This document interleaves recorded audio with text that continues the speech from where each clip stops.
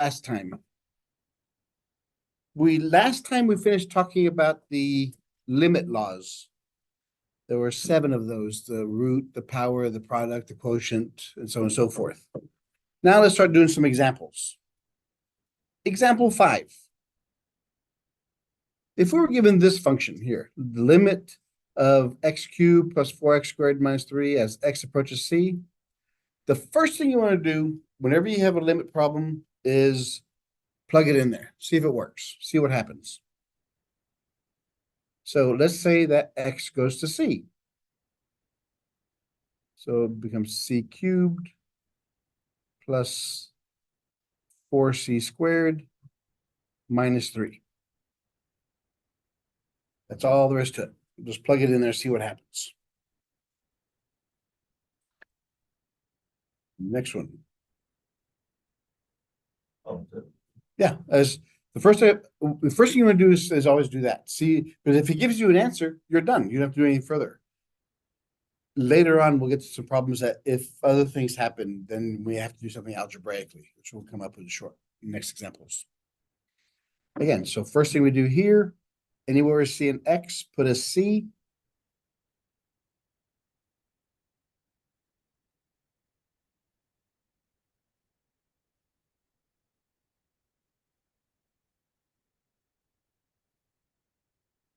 Nothing can be simplified, and we're done.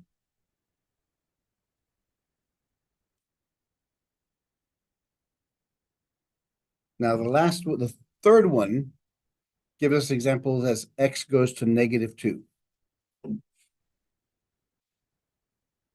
So as x goes to -2, just plug it in there, see what happens. We have 4 times -2 squared minus 3.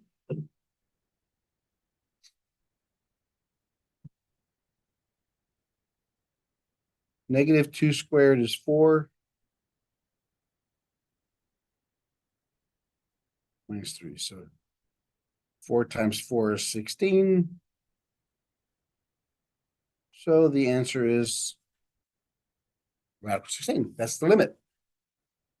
So what does that tell us?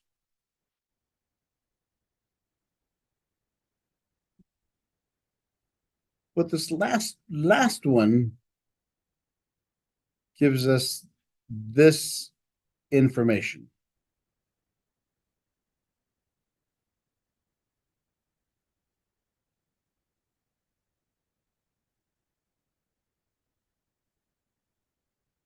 What does that tell us? What's that? Not stops. Because all of these functions are continuous. What this says is as x goes to some value, -2, then if we look at the graph at both sides, no matter what we go from -2 from the left or from the right, this function approaches this solution. The closer and closer and closer and closer we'll get to it, the answers from both sides will approach this value here. On the right-hand side, it may be larger, and the left-hand side will be smaller, but the closer we get to -2 on the x values, the closer that this function approaches this answer. That's why we just go ahead and plug it in there first, see if it works. Because if it exists, there's nothing to worry about. The only problems we have is if it doesn't exist, if something happens. So when it equals the square root of 13, or am I bridging something that should? No, it's exactly what it equals to. So as our function, this one, 4x squared, let's say it looks like this. Well, it's got to be further over here, so let's look over here.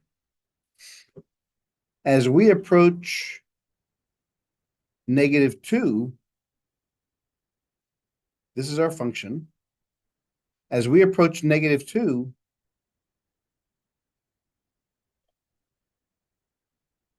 that value will become radical 13. So that's the point of the graph we're going towards. So it doesn't matter how far we are, how close we get to that one, or how close we get to this side.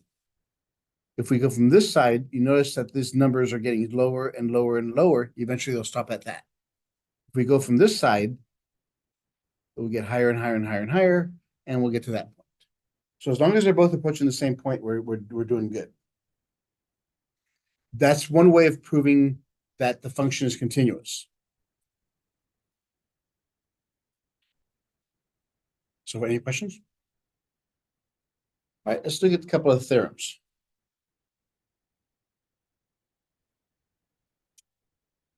In this topic, we're going to do evaluating limits of polynomial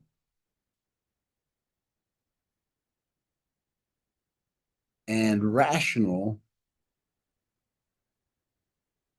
equations.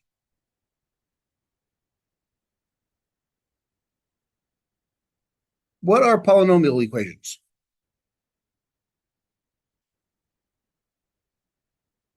What are polynomial equations? What does polynomial mean? Yeah, poly means many. Nomial is numbers, so it has many numbers, many parts. So an example of this one.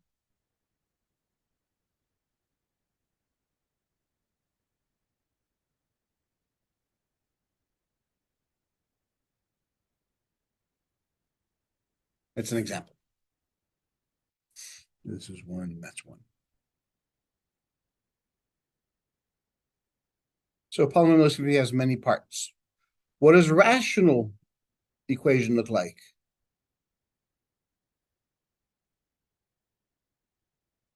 What does rational mean? Let's look at the first 5 letters. What's a ratio? It's a fraction. So a rational equation is when we have a fraction of some sort. So that's what we're going to look at.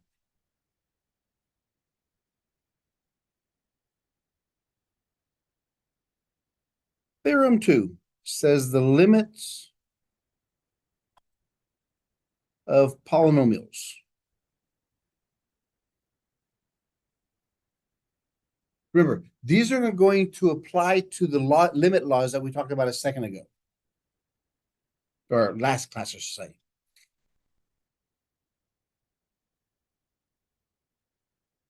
So if we have a polynomial function, p of x. It looks like this.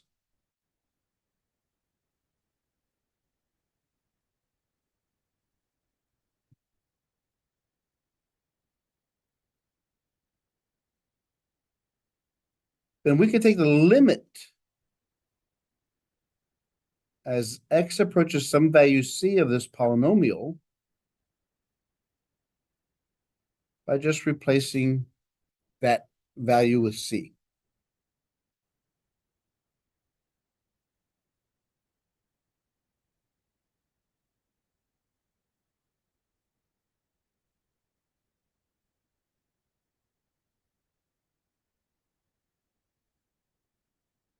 So we just did. Whenever you have an equation, a function, and you can take limit, first plug that value, whatever it is, plug it inside the equation, see what happens. If it exists, it exists. If it doesn't, it doesn't. And we'll see what else we can do with it.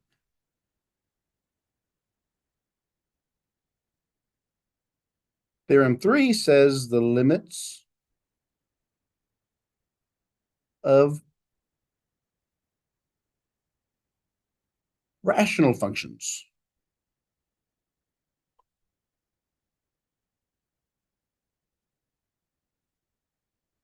So what do you think this one's going to look like? Yeah, so if we have 2 polynomials,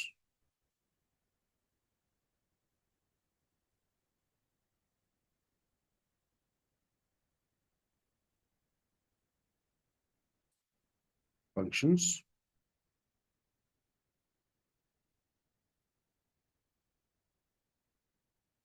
then the limit as x approaches c of P of X over Q of X is equal to P at C and Q of C.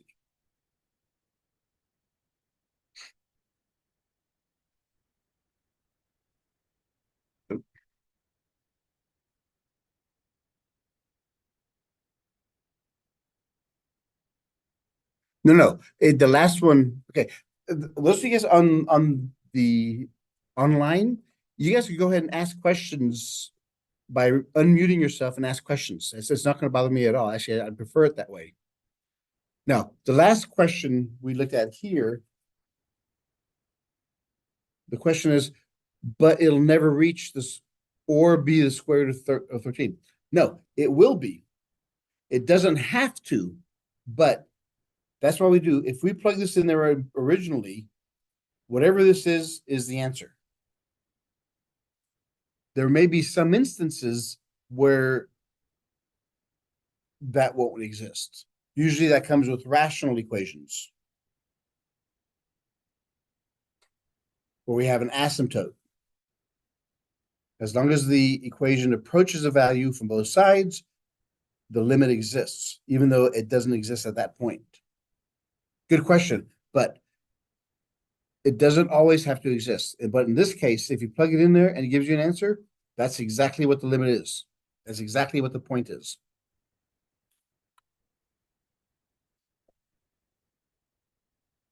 All right, so let's take some examples with respect to these two theorems.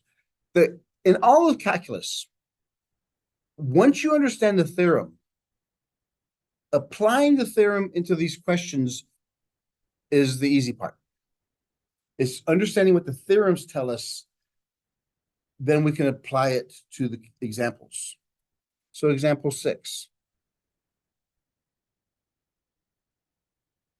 It says the limit as x approaches -1 of x cubed plus.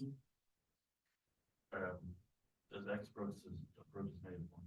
Are you just writing these numbers? Are you just picking these numbers? No, see. Packets, it doesn't show the x. Okay, no, that's some of y'all. For some reason, when it printed out from the computer to the, yeah. So these are what I'm putting up here. That's what should happen. That's right. And I went through and rewrote those all of those. Let me see where. Yeah, so and I noticed most of y'all will when look at yours. It didn't, for some reason, it didn't print out the limit part. So yes, I'm glad I was going to mention that, but I forgot. So that's why what I'm going to write here, even though it's not in the packet, what you're going to have in your packet is this. Put that in there. Okay, so what do you think you do first? Just plug it in. And you don't need a calculator for this.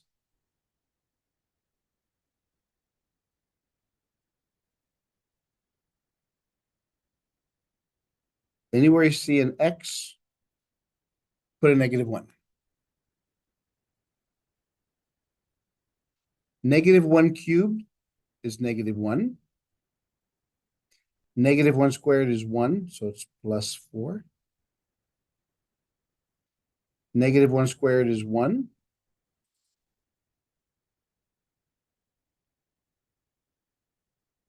So we have -1 plus 4 is 3, minus 3 is 0, over 6, which is 0.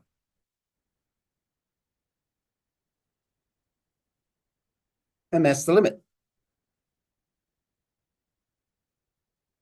I'm gonna shoot myself and put my ass in this one. Why does this seem easier than?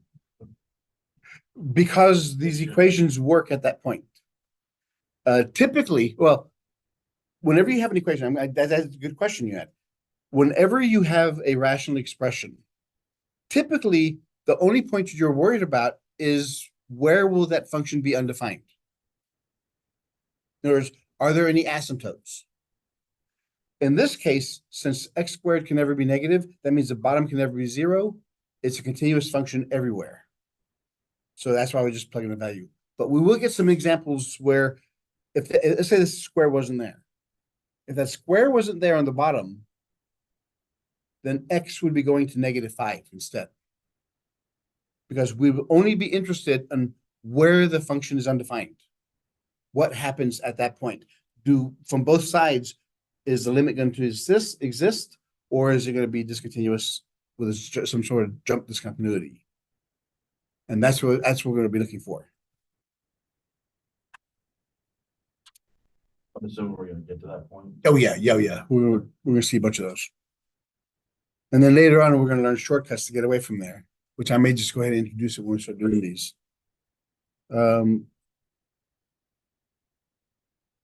Eliminating common factors. If you speak of the devil, this may be it.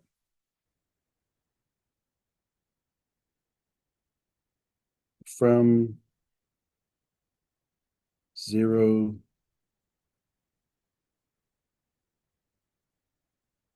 denominators.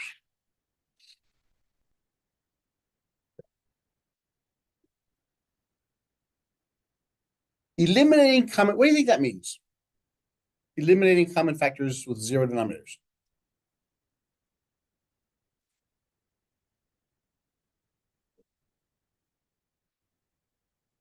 X and X.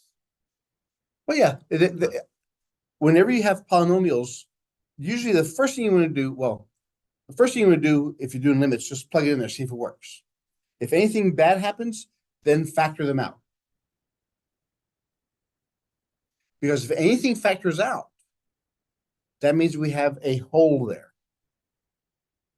And then the hole is going to be the place we're going to be interested in. Let's look at the example here. The limit as x approaches 1 of x squared plus x minus 2, x squared minus x.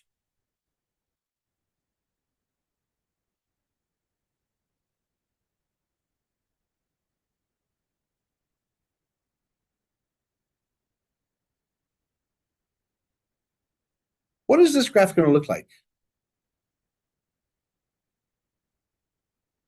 You want to take a guess? I mean, is it the graph that's shown or is it supposed to? Well, no, we know obviously that if x equals 0, then we have an asymptote.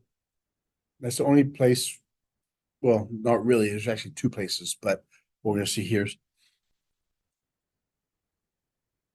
we'll do the graph in a second. So first thing we do is always just plug in this value first. So we're going to see what happens. 1 squared plus 1 minus 2, 1 squared minus 1. So 1 squared is 1 minus 1 minus 2, 1 minus 1, 2 minus 2.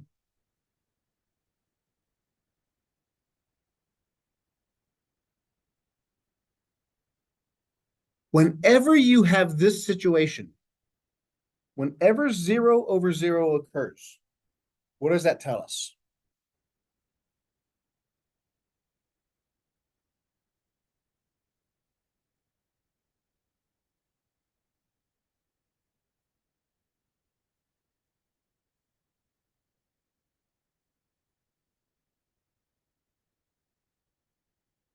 That means we have a common factor. That means they both have a common value where it makes the function on top and bottom both equal 0. So if you get 0 over 0, then we have to algebraically manipulate our equation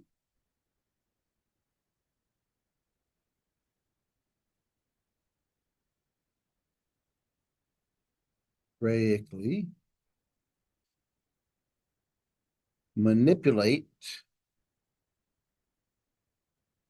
your function or your equation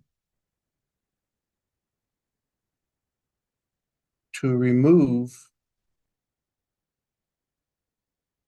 that common factor.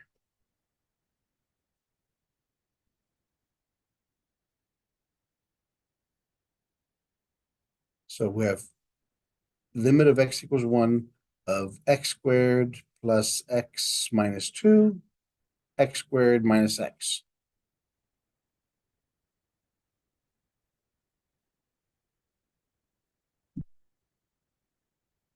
So let's factor the top and bottom. Since they're polynomials, the first thing we're going to do is factor them.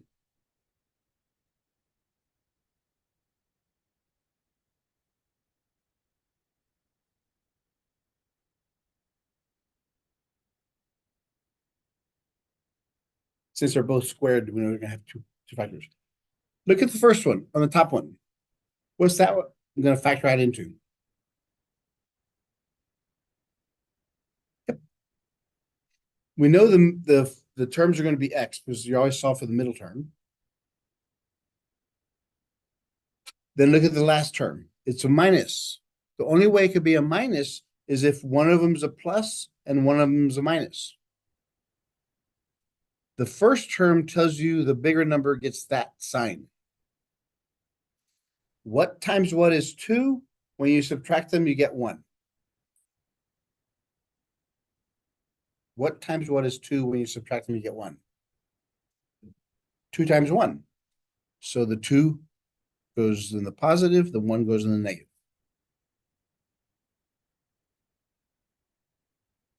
How about x squared minus x? What do they both have in common? They both have an x.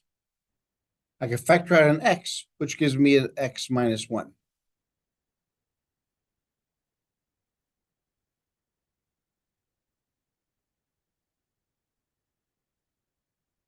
The x minus 1 cancels, which means that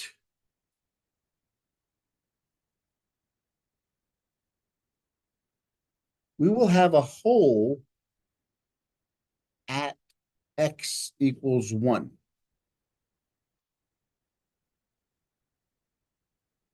The graph's going to exist, except that whatever value x equals 1 is going to give us, we're just going to have a hole there. So back to our example, we now have x plus 2 over x.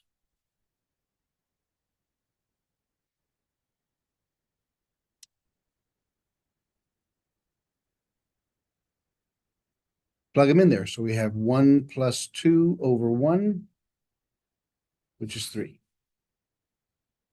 That's our limit.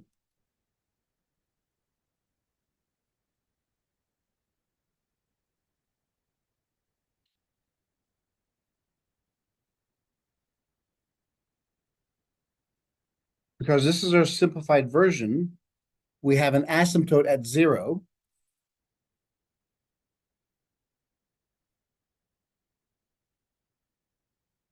And a horizontal asymptote at 2. So our graph's going to look like this. Except at 1,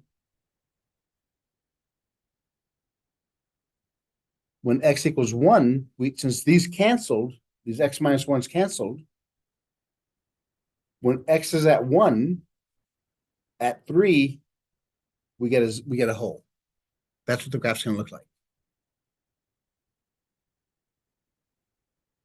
So that's what we have to look at. We have to look at algebraically. We're going to manipulate these things and see what happens. Would it be wrong to say that's Because that isn't really a y because it doesn't exist at that point. We're looking at what happens. What we're looking for is, we're looking for what value of y would that be if it existed.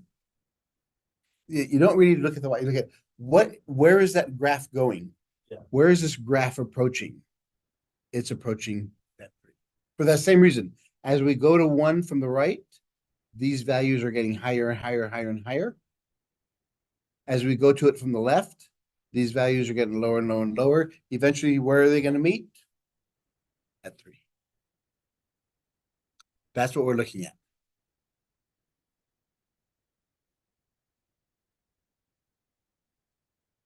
No, actually, that was a very good question. I never thought about it that way. But yeah, even though it doesn't exist, that's where it's going.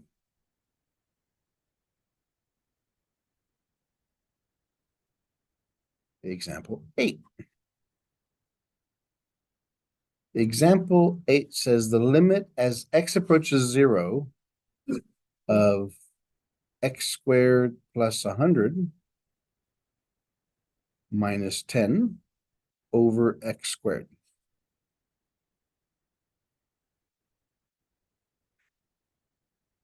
Examples 8 and 9, as you can see, are the same thing.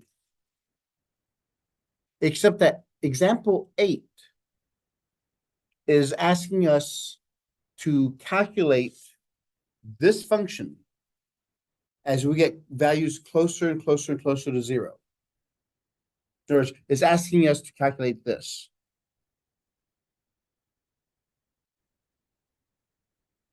Let me make this y. So we go from -1 to -0.5 to -0.1 to -0.001 to -0.000001. We get infinitely close to 0 from the left side. We do the same thing from the right-hand side. We go +1 to +0.5 to +0.1 to +0.001 0.000001.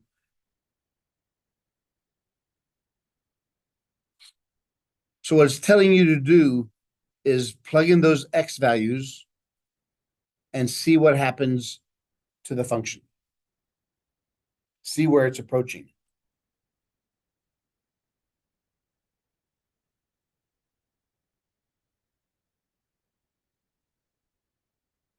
And that would be the limit that we're approaching. And I don't want to do that, but that's what it's telling us. What you do is get your calculator out, or you can use a spreadsheet, put in this equation, those are your x values, and see what happens. What's going to happen is these values are going to get closer and closer and closer to a specific value. And that's our limit. That's what we're going to calculate algebraically now.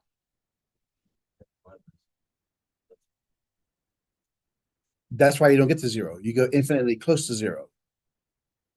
And as we get closer and closer and closer to 0, this whole equation approaches a value. It's going to approach the same value where we come from the left and we come from the right. What is that value? I don't want to do that. It's going to take us, literally just typing this stuff in the calculator is going to take us forever. So let's look at this algebraically. That's what example 9 is about.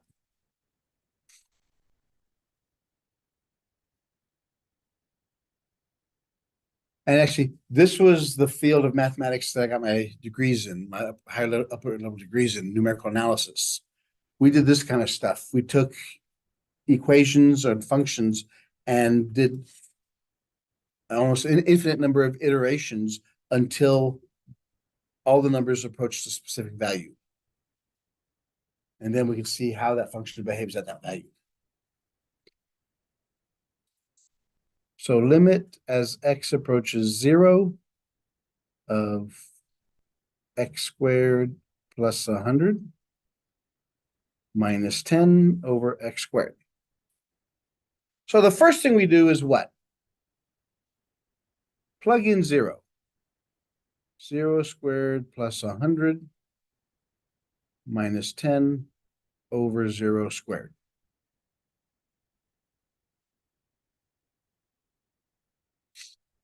Zero squared plus 100 is 100, so square root of 100 minus 10 over 0. Square root of 100 is 10. So we got 0 over 0.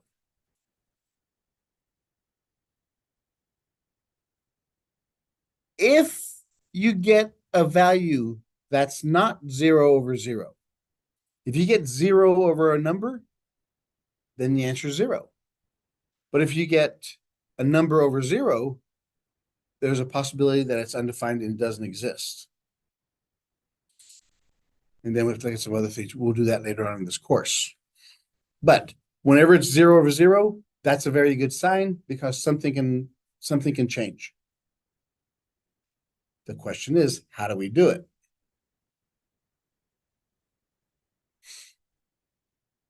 In this case, since we have a radical, this radical minus 10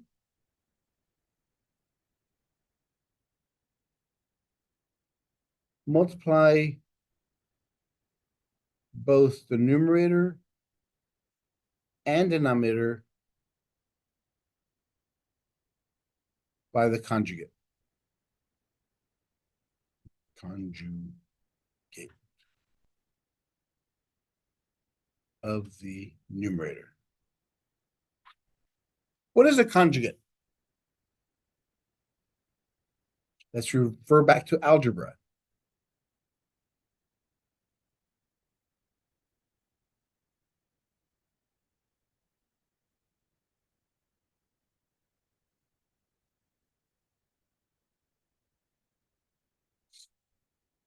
What is a conjugate?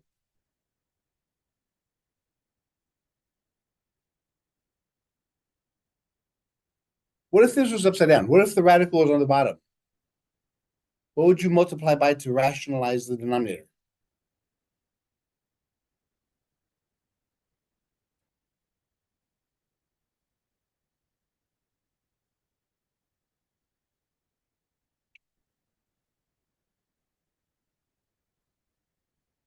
That long ago. If the radical is on the bottom, the conjugate, we use the same equation here. The conjugate is this. If you have a radical plus some number, the conjugate is simply that radical minus that number. You change the sign in the middle. Why do we do that?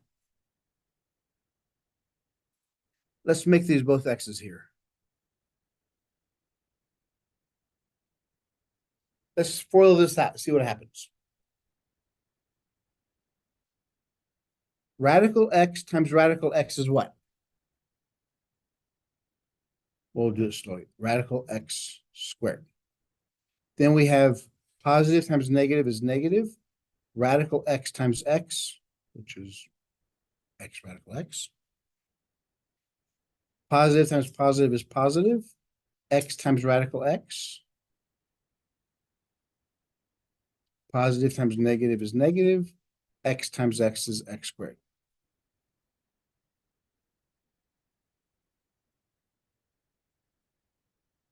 Simplify. What is radical x squared? Simply x, because these cancel each other. Negative x radical x plus x radical x cancels out. So we got rid of the radical. That's the whole purpose of multiplying by the conjugate. The conjugate is simply changing the sign in the middle. It's going to, when you change the signs, you create the difference of two squares, basically. So our conjugate's going to be what?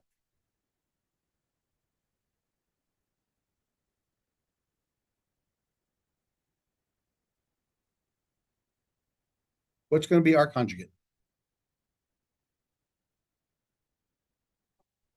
Right. It's going to have a plus in the middle.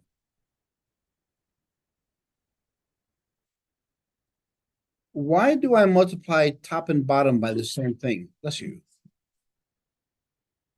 Why don't I multiply top and bottom by the same thing?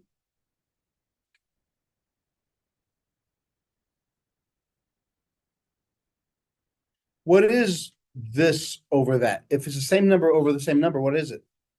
1. So if I multiply by 1, I'm not changing it. I'm just changing the way it looks. So that's the reason we do that.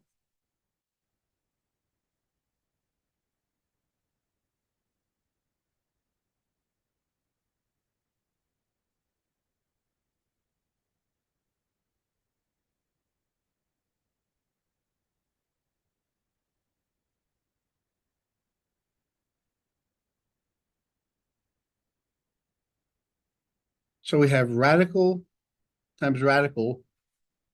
The radicals cancel, so we just have what's inside there, x squared plus 100. These will cancel out. Then we have minus 100. Again, it's the difference of two square type stuff. Over x squared times the radical x squared plus 100 plus 10.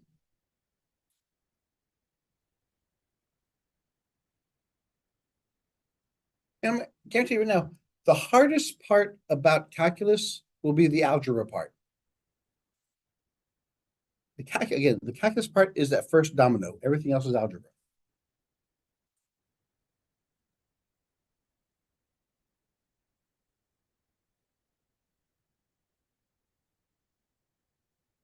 Simplify, the hundreds cancel on top. So we have x squared over x squared times radical x squared plus 100 plus 10.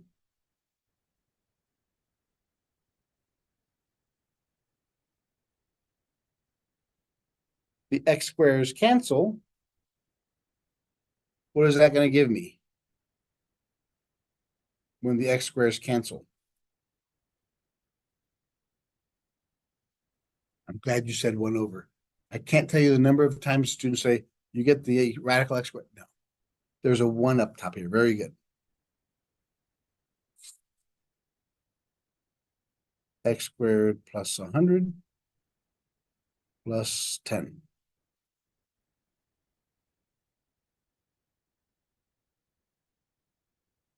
We simplified it. Now what do we do?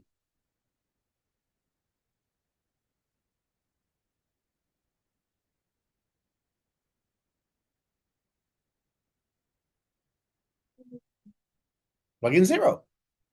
We're gonna get the spread. Nope. No. Because this is the beauty part of it. Is once we put the 0 inside it,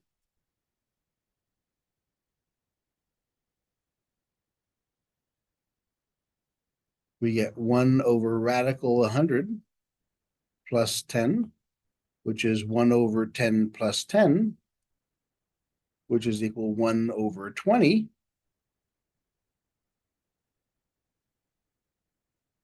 Which is the same thing as 0.05. Both of those are my answers.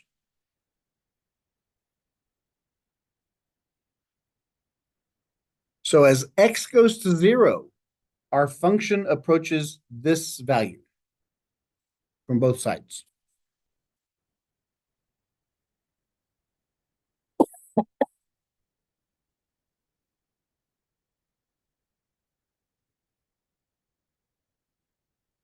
Oh, and I owe you all apology. You guys are right, because my other class that I have at 11 o'clock is a 5-week course. So it goes from 11:30 to 1:30. You guys are a 10-week course. So it goes from 11:30 to 12:50. That explains everything. So yes, I kept you on way too long last time. If we're doing 2 days, I'm fine with doing longer. Well, we will for. Let me pause this.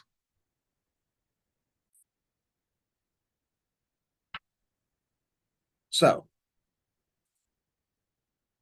the next thing is the sandwich. Theorem. This is a very important theorem. Let me go ahead and read it to you. It says theorem 4, which is the sandwich theorem.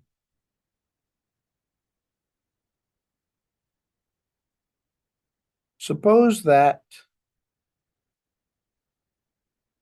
g of x is less than equal to f of x is less than equal to h of x.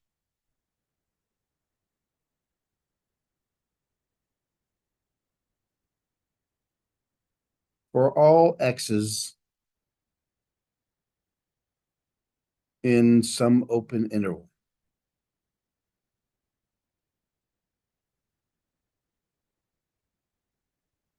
Containing C. So C is element inside the interval AB.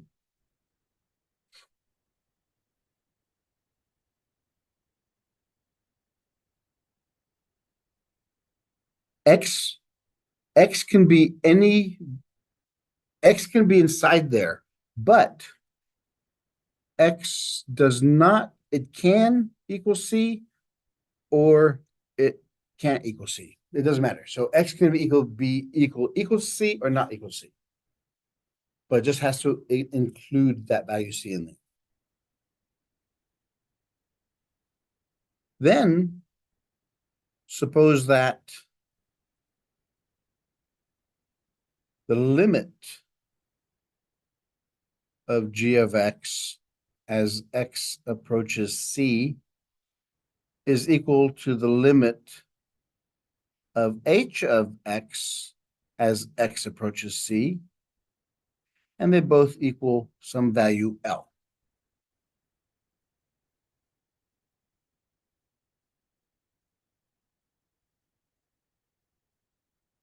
You see why we call this the limit theorem? This is the sandwich theorem. Because if we have these functions, then since g of x is less than f of x is less than h of x, then the limits of g of x is less than the limit as x approaches C of f of x is less than the limit of h of x as x approaches C. What is the limit of g of x as x approaches C? It's L. So if this one is L,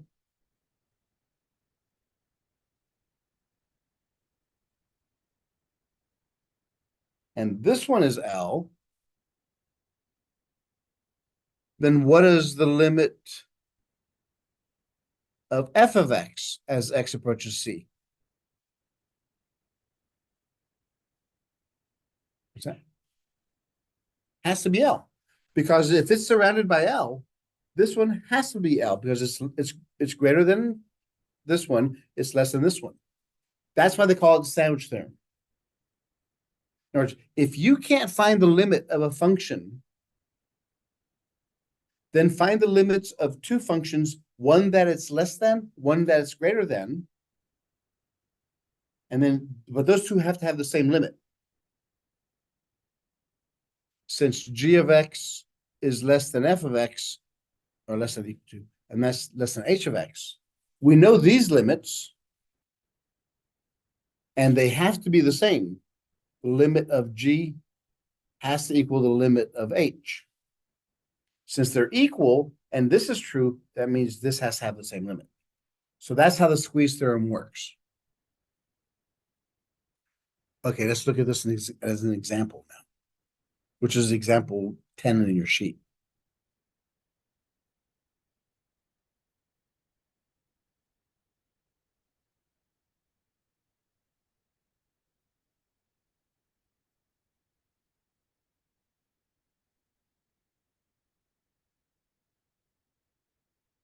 Example 10, given the function 1 minus x squared over 4 is less than equal to u of x is less than 1 plus x squared over 4.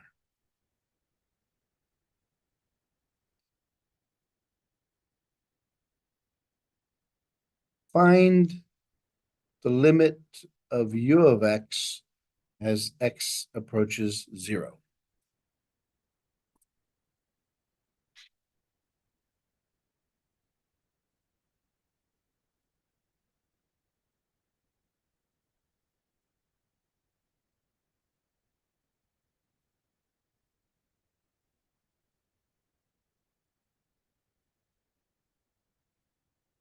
So let's look at this. Since we're doing the limit at x as x approaches 0 of the middle one, let's do the same to both sides. The limit as x approaches 0 of 1 minus x squared over 4 is less than or equal to the limit as x approaches 0 of u of x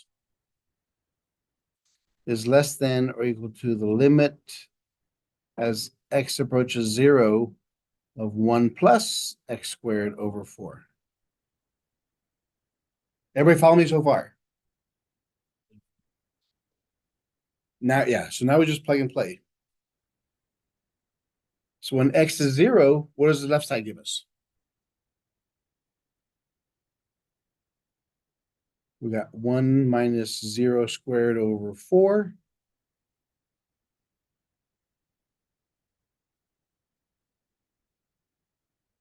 Is less than 1 plus 0 squared over 4. You wouldn't plug 0 in there. No, because we don't know what this one is. We're trying to find the limit, because that's what it asks you, is find the limit of u of x as x goes to 0.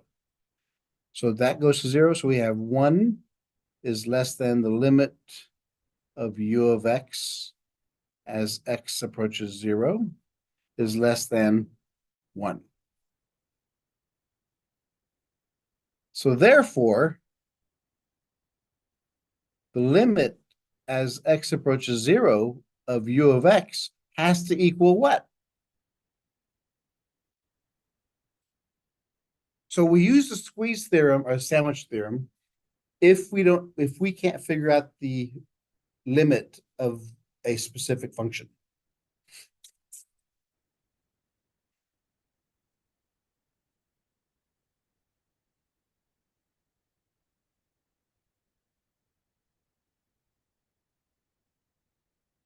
All right, so let's look at example 11, and that'll finish this section. We'll do the next one.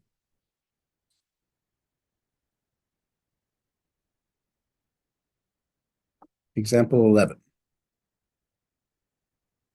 A, the limit as theta goes to 0 of sine theta.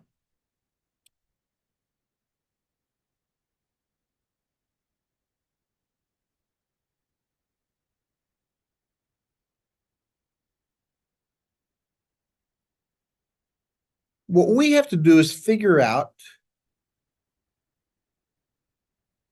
what functions are both less than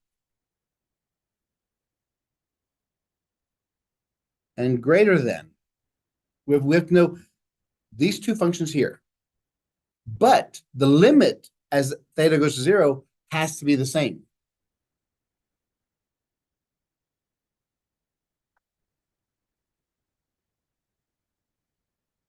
Those are the same, right? This one's bigger than sine, or it's equal to sine theta. And the other side is negative.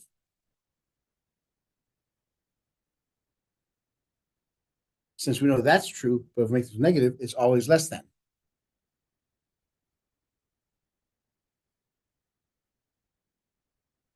So with this, let's take the limits. So the limit as theta goes to 0 of negative absolute value of theta is less than the limit as theta goes to 0 of sine theta is less than equal to the limit as theta goes to 0 of the absolute value of theta.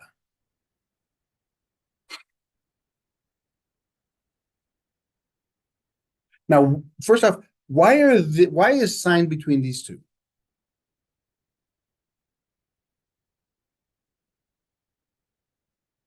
Theta is an angle. Sine of that angle is bounded between -1 and +1. But theta could be much bigger. I could have an angle of 2,000 or 12 million. So there is no limit to what degree I have my angle in. So what is this first one? The limit of negative theta as theta goes to zero. Negative zero. Yeah, it would be zero. Yeah. Which would be zero. The limit as theta goes to zero of sine theta. This one becomes the absolute value of zero, which is also zero.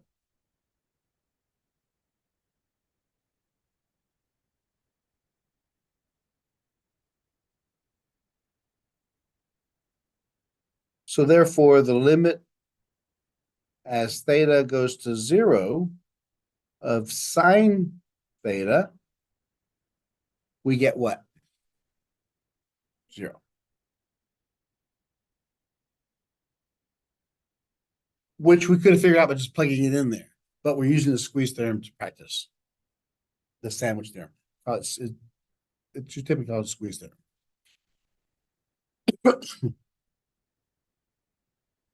And the next one's B. Find the limit as theta goes to zero of cosine theta equals one. Prove that that's true.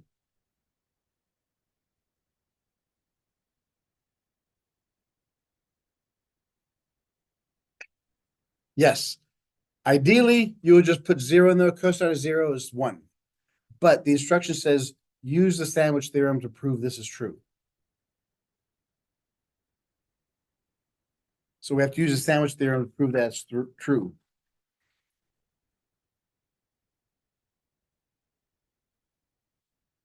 So what do we know?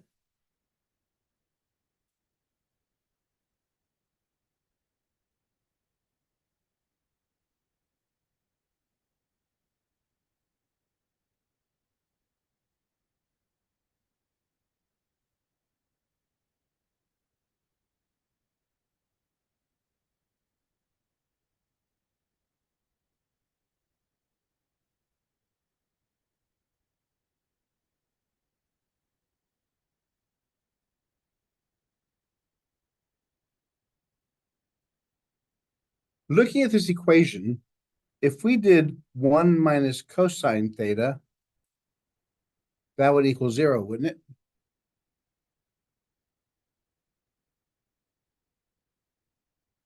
We do the same things here.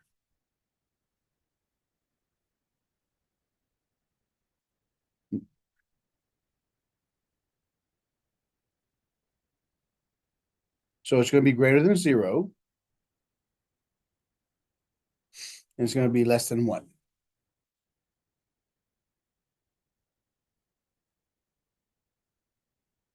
We take the limits.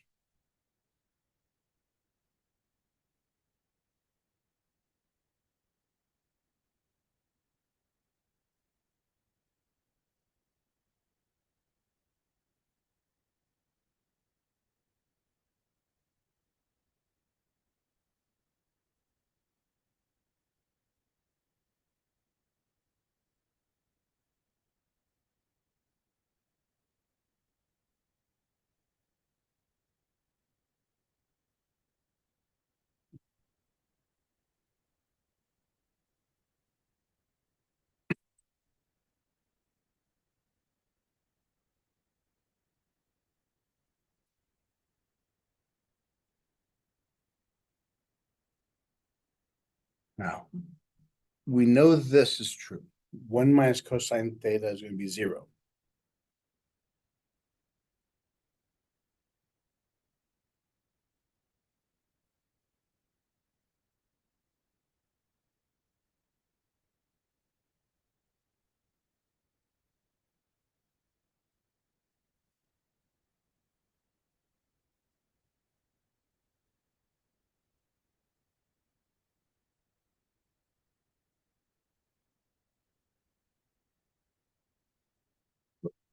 That's not going to give us the same values.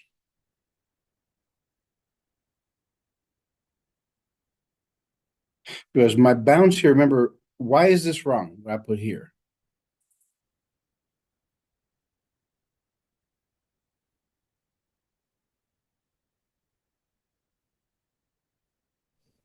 You said if we want to use the sandwich theorem, they have to be the same, like the, Exactly. They have to have the same limits.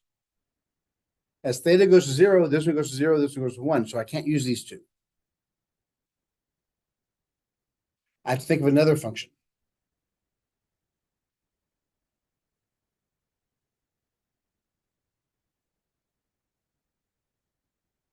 What I could use, since I could put 1 and 1.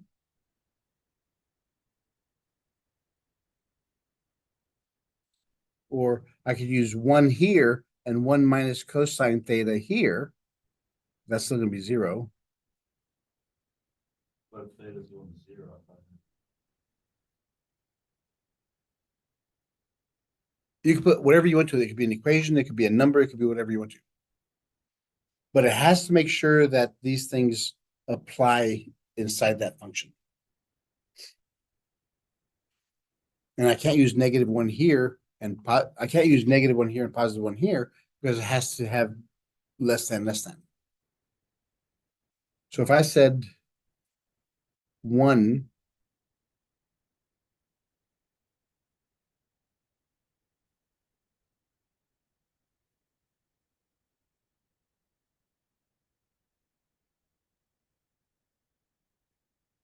and then I can just go ahead and just plug this one in there.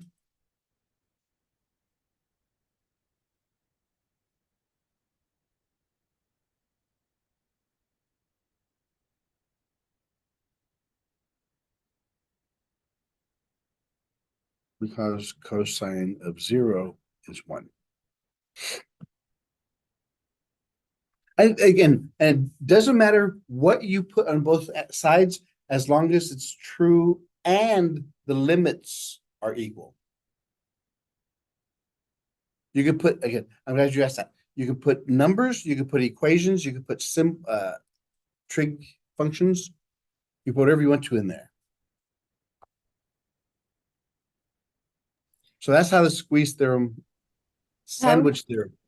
how would we know if we're using the right equations though on each side? If we just come up with them ourselves, but Yes. Yeah, but- that's yeah, I'm glad you asked that. That's the hardest part. That's the hardest part. And that's why that's the first thing you want to do is try to keep it simple. Before you start going to larger equations, see if you see something that's definitely true. But it has to be both greater than and it has to be less than that function or equal to. But very good question. That's the hardest part is figuring out what value do you put on both sides? What equation do you put on both sides? can you do another example, but not using like sine or cosine, just using x or numbers? So it's easier for me to like see. Let's see here.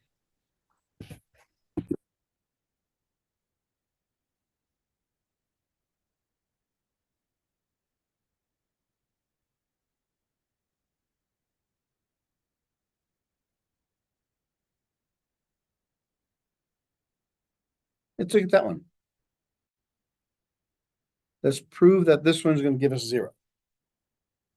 Well, let's just try it. Let's try X.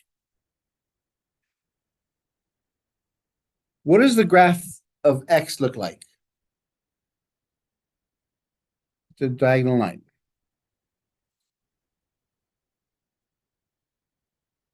So what we need two functions. One of which it's higher than this f of x and one that's lower than x. But at 0,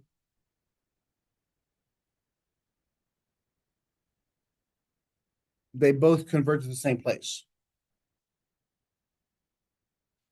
So we know that the limit of negative x squared as x approaches 0 is less than the limit of x as x approaches 0. That's this bottom one, is less than or equal to the limit of x squared, which is the top one, as x approaches 0. So I'm glad you asked, because this is the hardest part. That's why you draw the graph first and then see you have to get a function where both the one above it and the below it both have the same limits.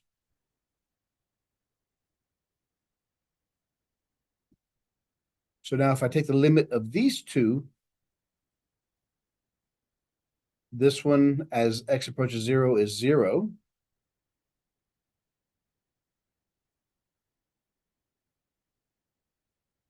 This one is also 0. So without doing the actual work itself, then we know that this one has to be 0.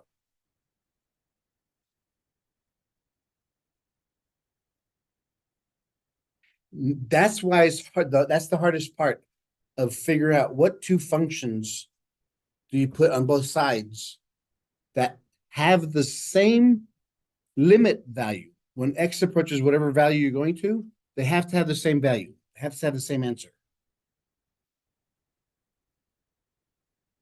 And that surrounds the other one. One has to be less than it, one has to be greater than. Yes, so I'm not gonna lie.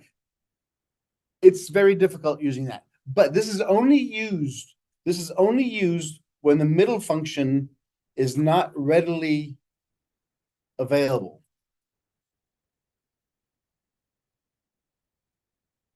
Or if we don't have a procedure to actually take the limit.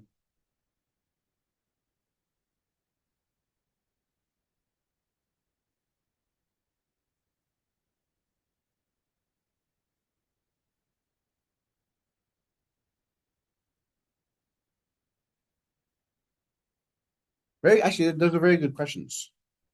Nobody's ever asked that before. In any of my classes, the 30 years up, nobody ever asked that. But that's the hardest part is you have to come up with, that's why graphs work great. Find a picture where they both have the same point in common and your function is in the middle of those.